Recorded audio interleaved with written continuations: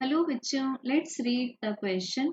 Two wires of the same material and length, but diameter in the ratio 1:2 are stretched by the same load. The ratio of elastic potential energy per unit volume for the two wires is. So बच्चों given है हमें दो wires. दोनों wires के लिए indicated है their material is same. So it means उनका Young's modulus भी सेम होगा, उनकी लेंथ भी सेम है, दोनों वायर इनिशियली सेम लेंथ की हैं और उनके ऊपर हम सेम फोर्स अप्लाई करते हैं। बट बच्चों गिवन है कि उनके डायमीटर्स का रेशियो मीन्स d1/d2 का आंसर है 1:2। So the same will be for their radii, radii का रेशियो भी सेम होगा। अब हमें फाइंड करना है कि इनमें elastic potential energy per unit volume का रेशियो क्या होगा। सो बच्चों मान लेते हैं हम इस रेशियो को, let this ratio be x। तो सबसे पहले हम x रेशियो को निकालने के लिए u/v का इजी फॉर्म चेक करेंगे। तो u/v is expressed as half multiplied by the stress produced in the wire multiplied by the strain।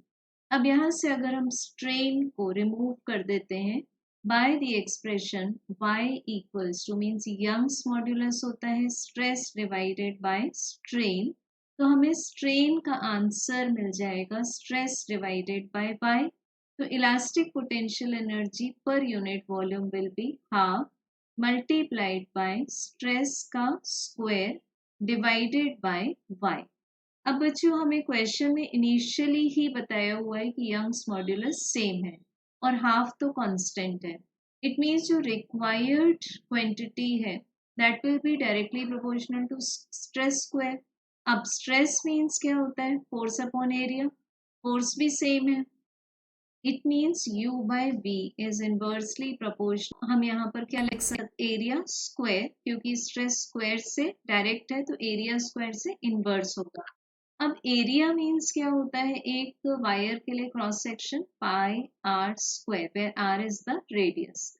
It means the required quantity is inversely proportional to the fourth power of the radii.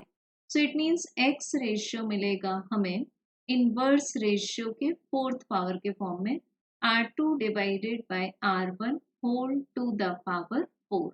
सो बच्चों यहाँ से हम देख सकते हैं r2 is proportional to 2, r1 is proportional to 1।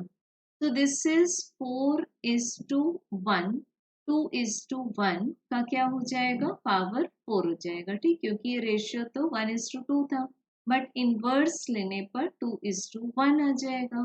तो हमें answer मिल जाएगा 16/1। तो इसका करेक्ट आंसर हो जाएगा ऑप्शन नंबर 4। Thank you.